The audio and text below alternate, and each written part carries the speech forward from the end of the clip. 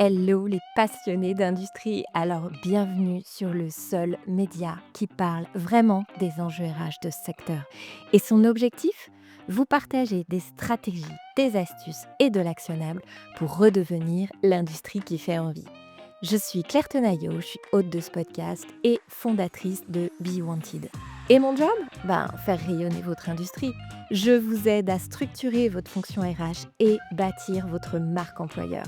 Ensemble, on élabore des stratégies d'attractivité et de fidélisation des talents qui puissent accompagner la croissance de votre industrie. Mais je ne suis pas seule à ce micro. Chaque lundi, je reçois un invité, dirigeant, DRH ou expert d'une thématique RH pour que vous repartiez avec un shot de bonnes pratiques et de benchmark. Allez, j'ai terminé, c'est parti pour l'épisode et bonne écoute.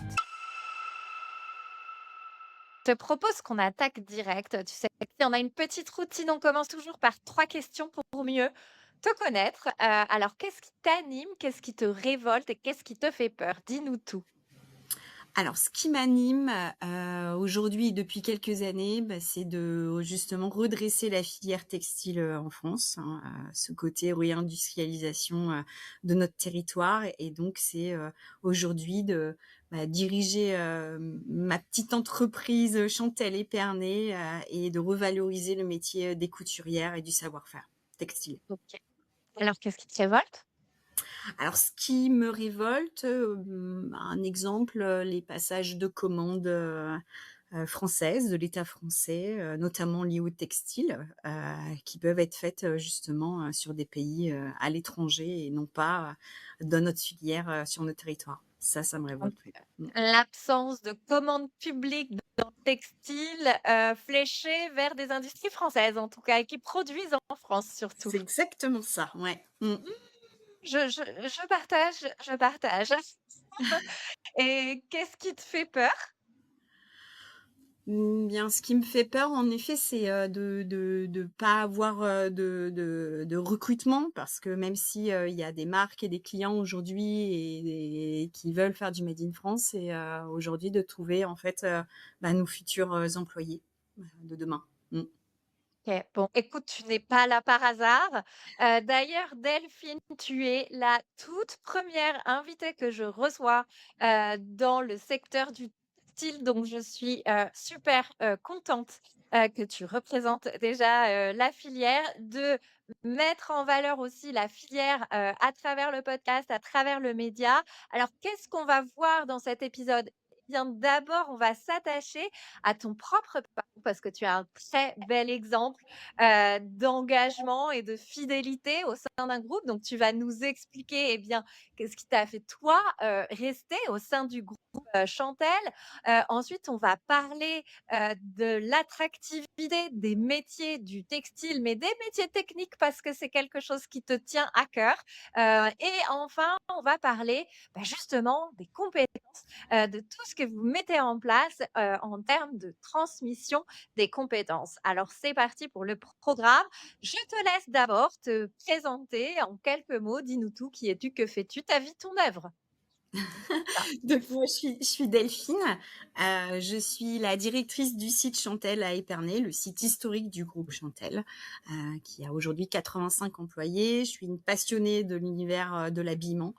J'ai fait toute, ma scolarité, toutes mes études dès la sortie de la troisième sur ces métiers où j'ai, au travers de mes études, justement découvert ces fameux métiers et dirigé par la plutôt les métiers techniques pour m'arriver aujourd'hui à être responsable d'un site, de production.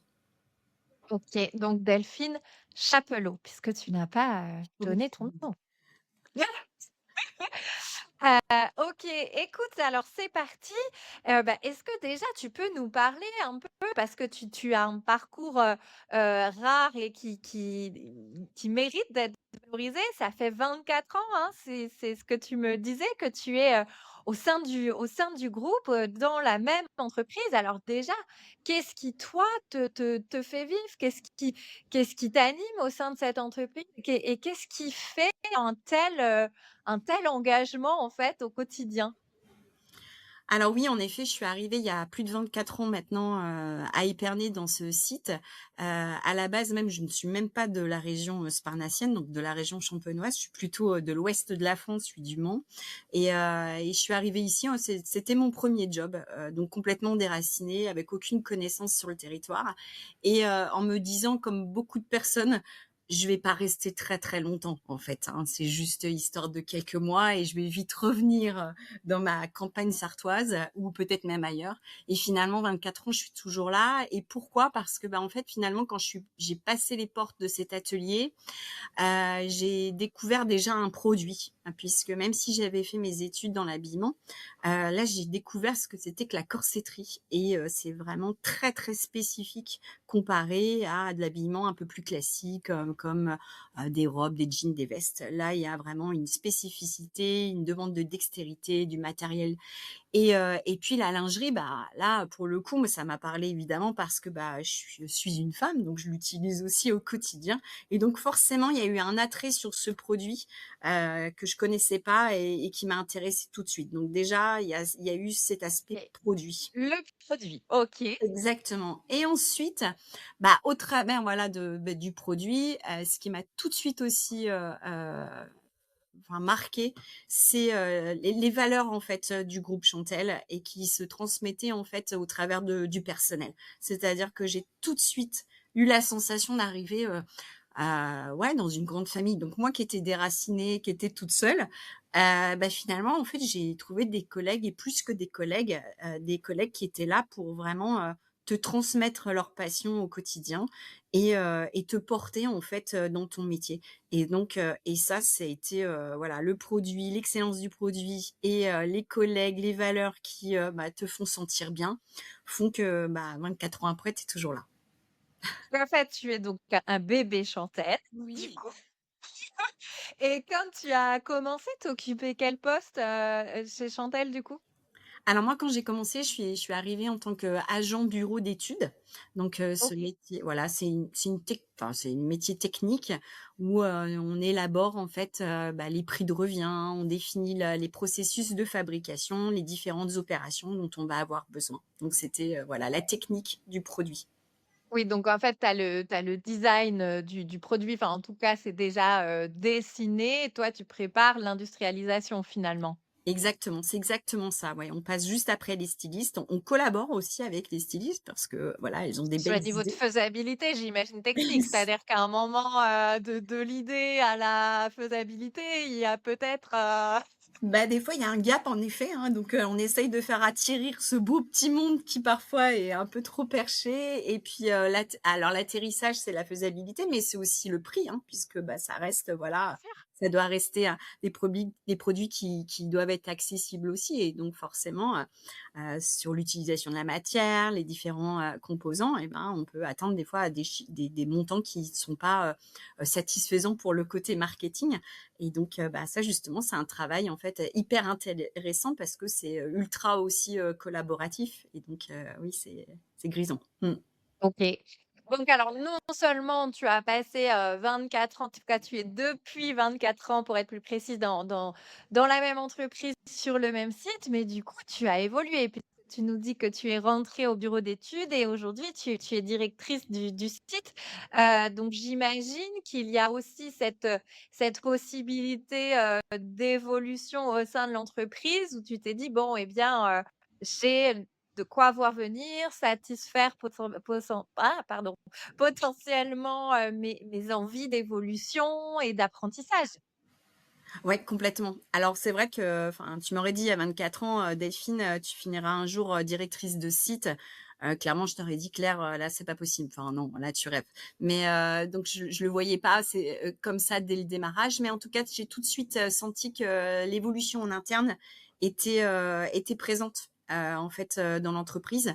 Quand je suis arrivée au bureau d'études, par exemple, moi, je sortais d'une licence productique, habillement, où on apprend un peu ces principes-là. Mais, j'étais entourée aussi, au sein même du bureau d'études, de couturières, en fait, donc qui avaient commencé, des fois même sans diplôme à la machine à coudre et qui étaient rentrées, en fait, dans le bureau d'études comme moi en tant que technicienne. Donc finalement, bah, je voyais qu'il y avait, en effet des marges de progression. Donc moi, pour mon parcours, là, en tant que d'études, agent bureau d'études, ben, oui, assez vite en tout cas, je suis passée responsable de justement ces parties bureau d'études, parfois différentes, spécifiques sur le prix de revient et puis après avoir tout le bureau d'études et puis ensuite on te donne, «Et tiens, si on te donnait le service qualité en plus du bureau Bah, d'études?» Pourquoi pas? Et puis si on te donnait le service client, bah, why not non plus, quoi? Et donc du coup, bah, finalement, je me suis retrouvée avec un peu plus de services et puis, il me manquait la logistique et la prod et voilà et on m'a dit, bah, finalement, «Écoute, là, on apprend le site. on cherche une directrice du site et finalement, on sent que ça peut être toi». Donc moi, évidemment, j'ai accepté le défi et en plus, il y avait voilà, un beau challenge à l'époque, sur la transformation de site. Donc bien évidemment, j'y suis allée. Mmh. OK, donc alors, si on récapitule, tu me dis le produit, le produit, le produit. Les valeurs du groupe et ton attachement, en tout cas, vis-à-vis du groupe, les possibilités d'évolution. Donc déjà, on a un beau combo en termes d'attachement et de levier de fidélisation, en tout cas de collaborateurs et je crois aussi, tu m'as dit, qu'il y avait quelque chose en tout cas qui te tenait toi particulièrement à cœur, qui était la notion du groupe qui est un groupe familial et selon toi, qu'est-ce que cela change dans ton quotidien, dans ton engagement auprès de la peut-être de la vision, aujourd'hui du groupe, auprès de la feuille de route peut-être? Parce que toi forcément tu es maintenant sur un niveau, stratégique. Est-ce que c'est important pour toi? Oui, oui, c'est très important et moi, j'ai cet avis, en tout cas, c'est le mien, mais je pense que justement, quand on fait partie d'un groupe familial, tout de suite, on sent, la différence, par rapport à d'autres où on a affaire à des actionnaires qui, eux, regardent les chiffres, essentiellement les chiffres. Là, on a, ce côté humain. Nous, on est, à la 6e génération aujourd'hui, dans le groupe Chantel, de cette famille et C'est donc fou, hein. bah, finalement, c'est aussi, un groupe et une direction qui évidemment, ne perd pas ses objectifs de rentabilité, mais qui a la patience en tout cas, voilà de faire évoluer les choses et pas, juste, voilà: «Je veux du chiffre et dans 6 mois on doit être là et sinon, bah, en fait on prendra des décisions». Donc moi ce que j'ai apprécié, c'est justement et ce que j'apprécie au jour le jour, c'est, la patience, qui peut y avoir, sur le cheminement vers un objectif. Mmh. Alors ça Parce veut pas qu'en fait non, excuse-moi, vas-y, je t'ai coupé, pardon, je pensais que tu avais terminé. pardon, oui, ça veut pas dire non plus qu'on n'a pas d'objectif et que finalement Oui. on se laisse vivre, bien, enfin bien au contraire, hein. Là, nous, on a de gros, gros objectifs sur le site d'Épernay et sur un site français, comme les autres, mais en tout cas, oui, c'est vraiment, porteur, ouais et riche d'avoir ce temps quand même. Mmh. Donc en fait, ce que tu expliques, c'est qu'il y a en tout cas cette, vision et l'acceptation du temps long. Mmh. Propre aussi à l'industrie, hein. Je c'est quelque chose dont on parle souvent, sur le podcast parce que, ben, forcément, on est sur des processus qui sont longs. On peut pas, forcément aller chercher du ROI, direct sur chacune des actions. C'est aussi un peu le propre de l'industrie et donc selon toi, en tout cas, tu te dis que possiblement, un groupe, détenu par, des actionnaires, des fonds d'investissement et cetera, il y aurait pas forcément cette culture, en tout cas, du temps long, quoi. Oui, je pense, oui. Mmh. C'est mon Mmh. avis. Mmh. Bon, tu pas la seule, d'autres nous l'ont confié, dans ce podcast, mais je suis pas là pour balancer. Alors maintenant, tu nous as parlé, voilà, de ton parcours et de ce qui faisait ton engagement à toi, quotidien. Alors, toi, du coup, dans ton rôle aujourd'hui de directrice de ce site, comment est-ce que tu embarques, à ton tour, l'ensemble des équipes, et comment est-ce que tu fidélises? Est-ce qu'il y a des effets, quoi? Est-ce que vous avez, une fidélité assez forte et assez marquée sur ton site? Alors, ouais, déjà, en fait, nous, on a un site qui a commencé à une transformation il y a 5 ans puisque, en fait, on est le site historique comme je le disais tout à l'heure et depuis 5 ans, en fait, on a ouvert notre site à la sous-traitance. C'est-à-dire qu'on ne fabrique pas que pour Chantel, on fabrique maintenant pour d'autres marques. Des clients, donc on est dans cette recherche aussi et dans cette ouverture, en fait, à l'extérieur pour donner un peu une image. Quand je dis moi je suis arrivée il y a 25 ans, bah, pendant, 20 ans, en fait, on était nourris par le groupe, on faisait, voilà les commandes du groupe, que ce soit au travers du développement ou un peu de production. Et puis on n'avait pas forcément besoin de regarder ce qui se passait à l'extérieur, et qu'on vienne nous voir, hein. C'était un peu vivons heureux, vivons cachés. Heu, c'est un peu le d'ailleurs, dans l'industriel, on est un peu comme ça. Clairement. Et là, depuis 5 ans et c'est d'ailleurs ça, en fait, qui m'a animée, hein, pour prendre la direction du site, c'est que, bah, en fait, on s'ouvrait à la sous-traitance. Donc qui dit s'ouvrir à la sous-traitance, dit d'aller chercher aussi des clients, donner envie de venir fabriquer chez nous, participer à des salons, faire visiter son site. Et donc là, on a commencé à ouvrir les portes, on a fait rentrer les gens et on s'est dit: «Mais finalement, à voir leur regard et à voir leur retour, on s'est dit: "Waouh, mais en fait, on est bien, hein, on est une vraie pépite nous, hein"». Et donc voilà, donc on s'est dit: «Mais en fait, on fait envie» et ça déjà, je trouve que ça a été, bah, hyper important de faire, rayonner le site. C'est-à-dire qu'enfin, on savait qui on était et pour le personnel en place, en fait, bah, finalement, ça a été un peu une première. C'est déjà: «Ah tiens, il y a des gens qui viennent nous voir, qui nous posent des questions, qui nous disent: "Ah bah, bravo, félicitations, bravo d'être là" et cetera». Donc Ah, là, et j'ai envie de c'était dire une découverte, quoi. OK. exactement. Donc là, on bombe le OK. torse et on se dit: «Ah ouais, en fait, on a de quoi être On est fiers». trop on est trop des bêtes. Donc voilà, donc il y a eu ce rapport, d'ouverture à la sous-traitance et puis, bah, comme on s'est dit: «Bah, voilà, c'est pas fini» et que moi, bah, finalement, j'ai, cette envie de faire rayonner, en fait, ce made in France et de cette, filière textile, bah, je me suis dit: «Bah, c'est pas fini» parce que, OK, il y a les clients et les clients, bah, ils ont peut-être déjà visité des ateliers, donc ils sont sympas avec nous, il y a pas de souci. Mais il y a quand même le grand public qui, lui, achète des produits et qui ne sait pas du tout comment, en fait, ils sont confectionnés. Et ça, en fait, bah, là, limite, c'est de l'utilité publique et heu et donc là, on a ouvert le site, à la visite du grand public depuis 1 an. On a accueilli 1 800 visiteurs, donc la visite, elle est payante. Ouais, Elle est payante, hein, donc c'est 10 € l'entrée, 1 personnes et 1 personnes qui, ben, voilà, pendant 1 heure, voient, l'ensemble de notre processus de fabrication et vont, discuter, mais au plus près, hein, parce que nous, on a un métier, très manuel. Donc les gens, il faut qu'ils s'approchent au plus proche de des mains, qu'elles voient les mains, le la dentelle et cetera et donc forcément de discuter avec nos couturières. Nous, pendant l'heure de la visite, à un moment donné, on les «lâche» entre guillemets dans l'atelier, on leur dit: carrément, OK.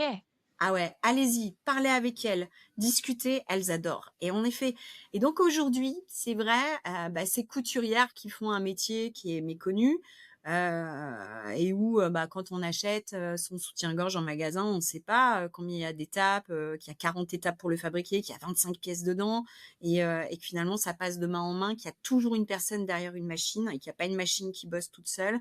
Et bien ça, en fait, on le fait découvrir depuis 1 an et on a nos couturières qui sont hyper fiers qu'enfin, en fait, on valorise leur travail et donc bah, finalement, c'est, un moyen aussi, bah, de leur rendre, honneur à chaque fois et puis de les fidéliser parce que finalement, quand tu te sens fier, bah, tu as envie de rester dans la boîte où tu es, quoi. Mmh.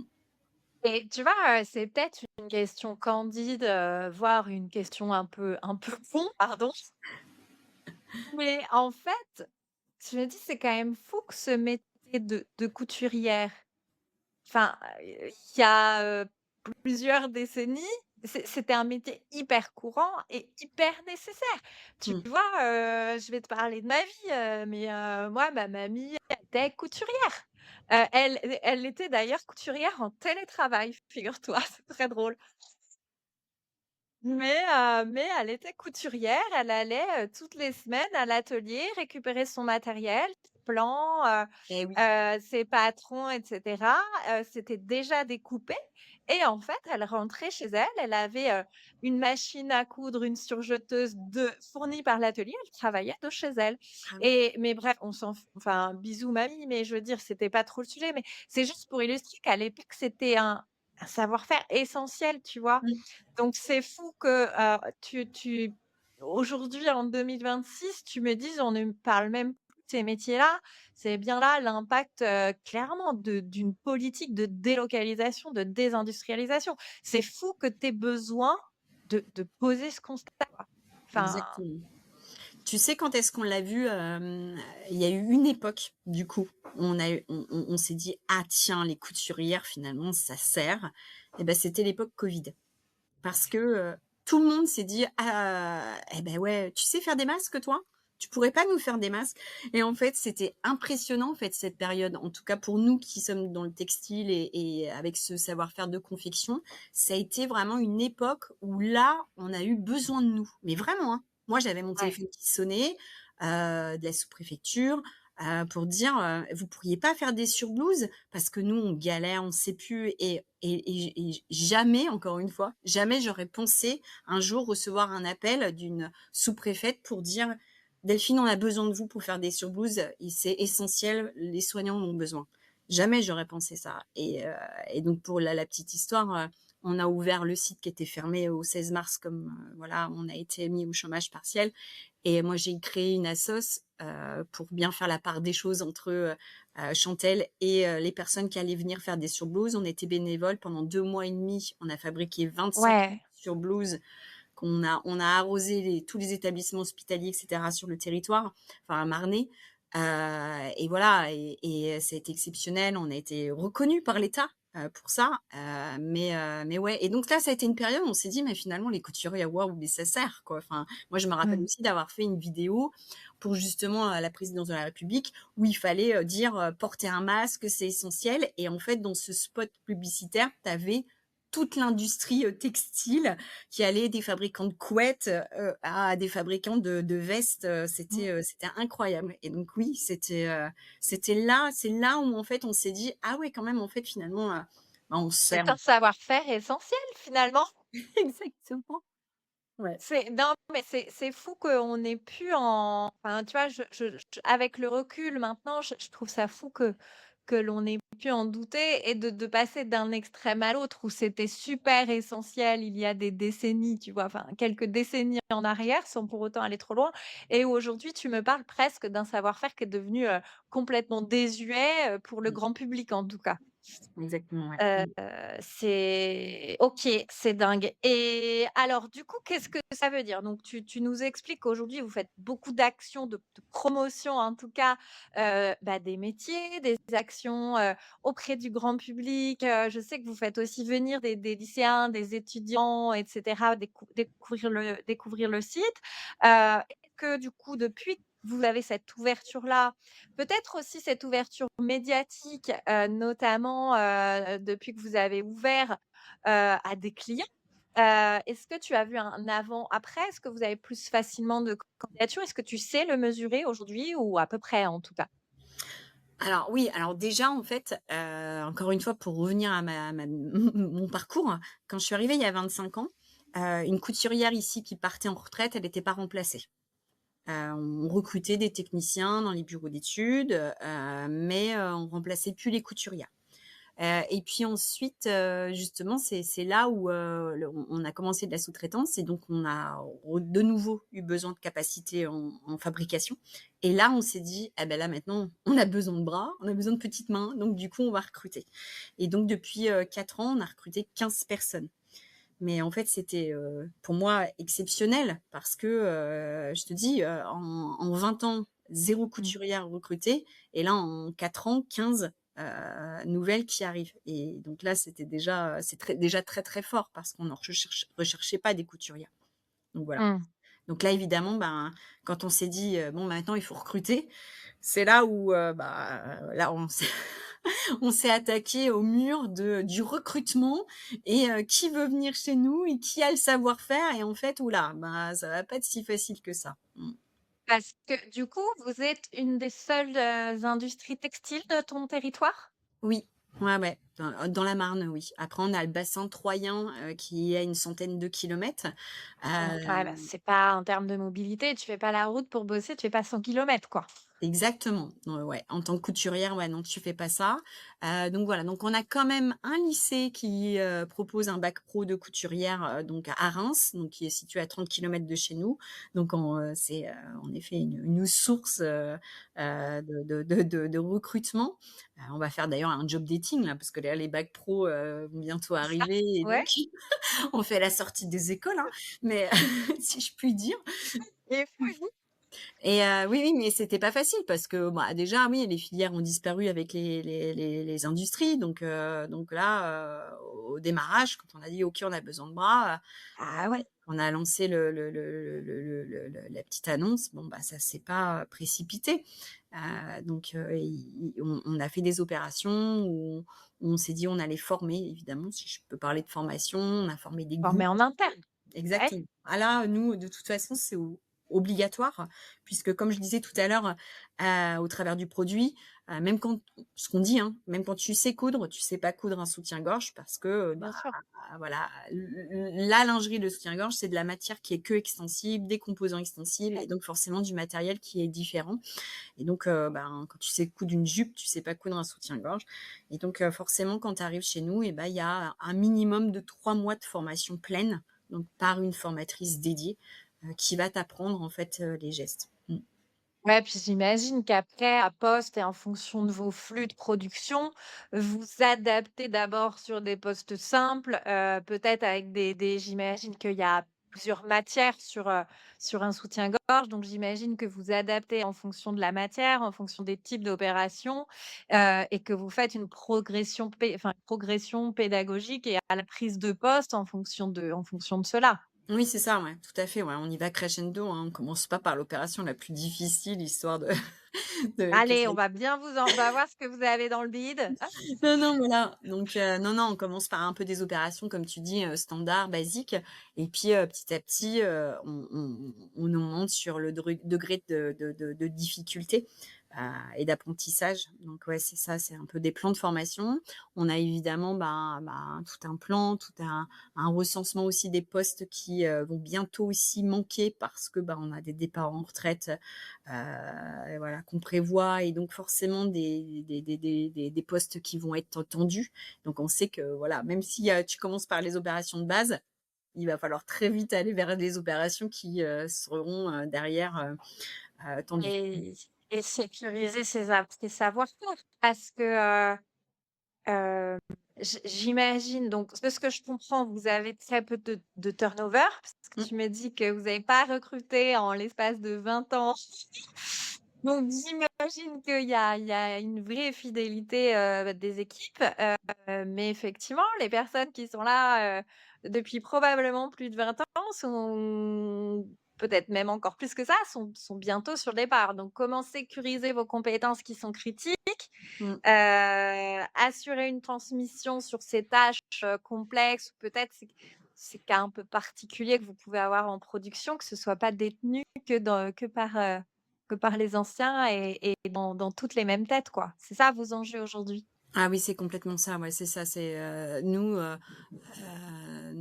on a ce devoir de transmission, en fait. Si on veut préserver notre savoir-faire, il faut qu'on sache transmettre notre savoir-faire avant de partir et avant de laisser, la place à d'autres qui le reprendront et pour pouvoir, justement le pérenniser.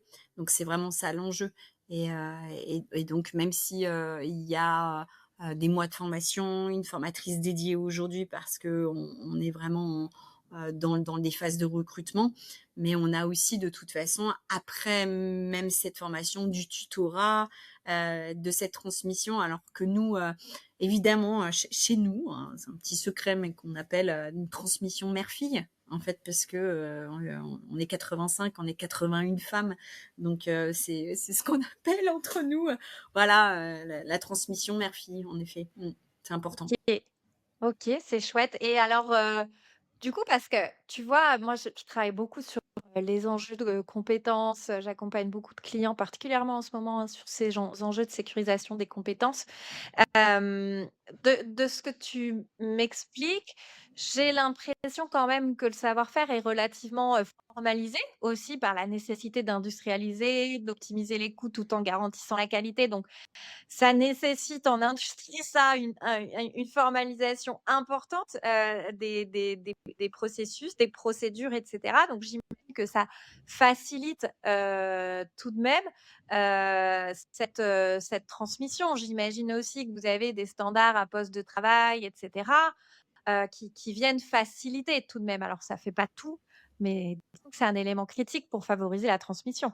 Exactement, ouais, on a des grilles de compétences, hein, c'est-à-dire qu'on suit aussi Ouais, nos employés, sur, bah, les opérations qu'elles savent faire, et puis on fait des entretiens avec elles aussi parce qu'elles ont des envies, hein, il y a parfois, je peux être sur ces opérations-là et si elles veulent aller, sur d'autres et bien justement il faut leur laisser, bah, l'opportunité de pouvoir le faire, donc ces grilles de compétences en effet elles sont, bah, vraiment très, très fortement regardées et et c'est analysées. piloté au quotidien, j'imagine même, s'il y a Exactement. des absences que, bah, tiens, telle personne peut remplacer sur l'île autant, Mmh. parce qu'elle a déjà cette compétence-là et cetera. Enfin, Ouais, j'imagine que c'est presque un outil du quotidien, quoi.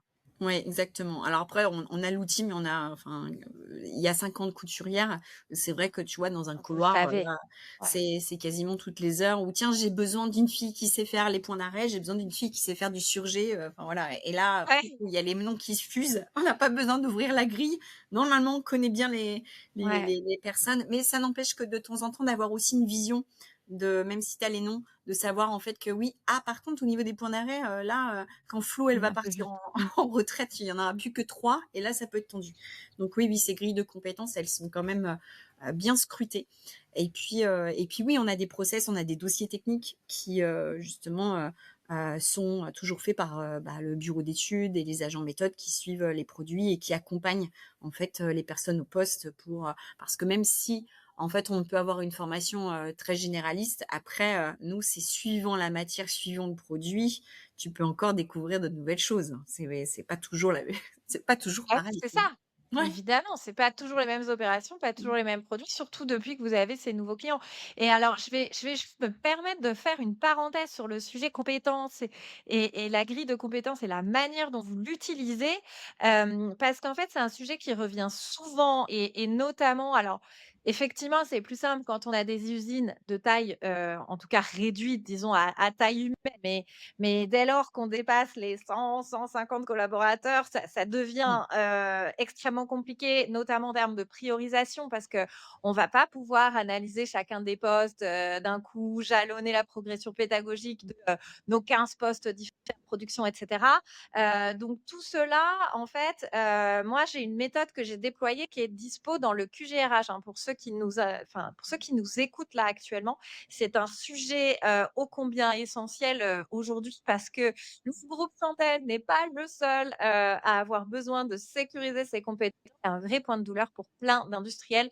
Donc c'est disponible, n'hésitez pas à aller sur le QGRH, je vous mettrai le lien en description, parce qu'on est vraiment sur des sujets essentiels. Excuse-moi pour cette petite parenthèse, mais qui est ô combien, d'actualité. Et est-ce qu'en termes d'attractivité, de compétences parce que peut-être que aussi vous avez intégré des clients et des procédés de fabrication qui sont plus simples que les vôtres sur du corsetage, non?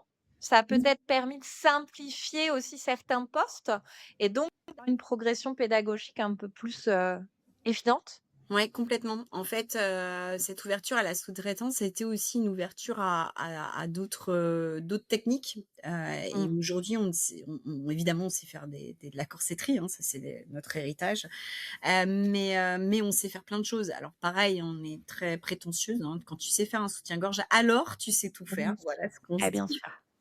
Et donc du coup, bah, finalement, quand on a eu des clients qui sont arrivés en nous disant: «Bah, nous, on veut, un pantalon, un petit caraco et cetera, une veste», enfin, nous, on a dit: «OK, on y va, on va savoir le faire, on va s'adapter». On va le faire.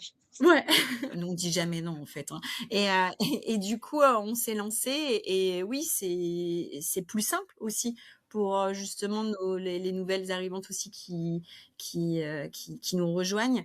Bah, justement, quand elles sont sur ces postes-là, ça permet d'être, moins dans la difficulté parfois et puis comme on change, en fait, souvent de ligne, hein, parce que, nous, on est du made in France, donc on n'a pas des énormes volumes, hein, qui nous occupent pendant des mois, hein.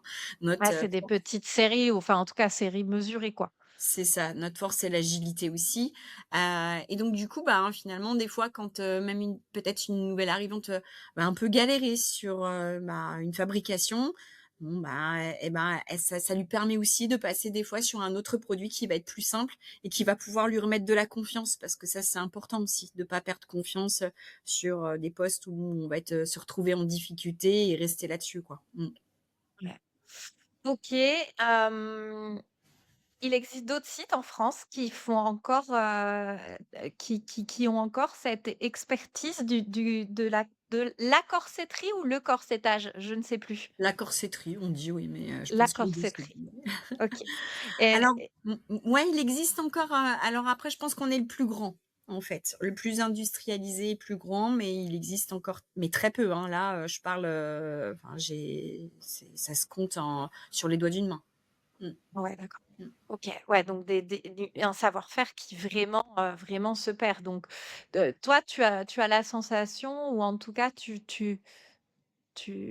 penses que c'est une responsabilité quelque part pour la filière que vous avez de garder, cette expertise? Ah oui, oui. Enfin, ouais, c'est exactement ça. Nous, pour moi, c'est un devoir de transmission et de faire perdurer ce savoir-faire. On était labellisés, entreprise du patrimoine vivant, l'année dernière, enfin au mois d'août l'année dernière et pour moi, en fait, c'est hyper révélateur. Ça aussi, les salariés, elles ont été très fières de recevoir ce label parce que ça montre que, bah, ce qu'elles font, c'est rare et précieux. Et que du Mmh. coup, il faut c'est un travail de tous les jours de le garder ici, de continuer à recruter, de continuer à former, de continuer à chercher aussi des clients pour leur dire, bah: «Venez fabriquer chez nous plutôt que d'aller le fabriquer à l'autre bout de la planète. Vous allez voir, on va être réactifs. On peut aussi être compétitif si, vous nous donnez l'opportunité d'avoir un peu de volume aussi».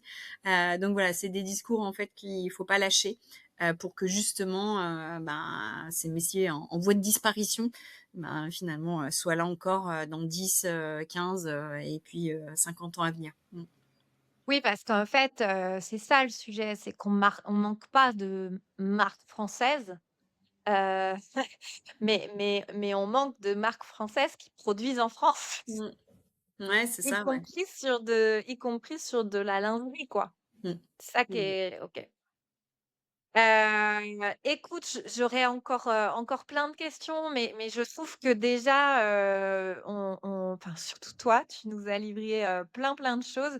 Est-ce que peut-être il y a un dernier message que tu as envie de faire passer, une conviction ou, un instant promo peut-être? Tout ce que tu veux, tu as la main, c'est ton moment de gloire, Delphine.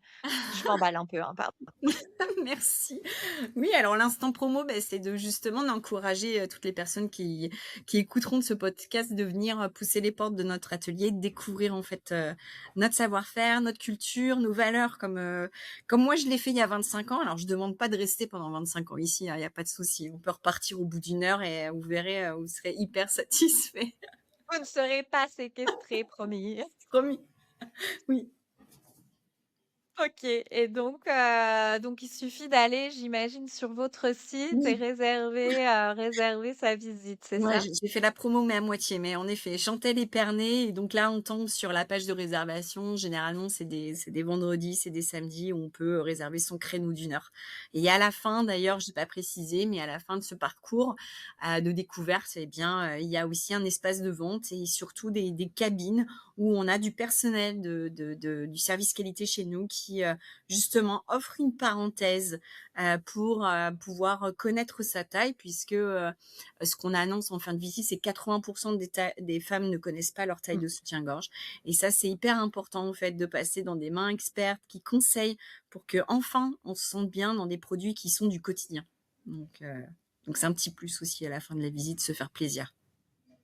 Eh bien, écoute, si je passe par Épernay, ça n'est pas prévu, mais si un jour je passe par Épernay, je passerai la porte, je te passerai un petit coup de fil évidemment en amont. Et alors pour te dire, j'ai bien rigolé ce matin parce que je me suis dit que j'allais te faire une spéciale dédicace. J'ai mis le dernier top que j'ai cousu main. Voilà, c'était juste, et Bravo! j'ai fait voilà, et donc j'ai fait exprès de le mettre, et donc ça me fait beaucoup marrer parce que quand tu dis: «Bah, oui, effectivement, je suis incapable de coudre un soutien-gorge», disons les choses, avec mon tout petit niveau, de couturière du dimanche. Voilà, c'était, la spéciale dédicace de l'épisode. Comme ça, vous connaissez toute ma vie liée à mes heures perdues quand je n'ai pas les enfants ou quand ils font la sieste, je sors ma machine à coudre. Super, c'est bien ça. Ah, je sens qu'on peut avoir un recrutement, moi, bientôt, hein. Ah, pas gagné. C'est déjà Épernay, c'est loin quand même, Ouais, mais mais bon, on a du champagne quand même à Épernay, attention, hein.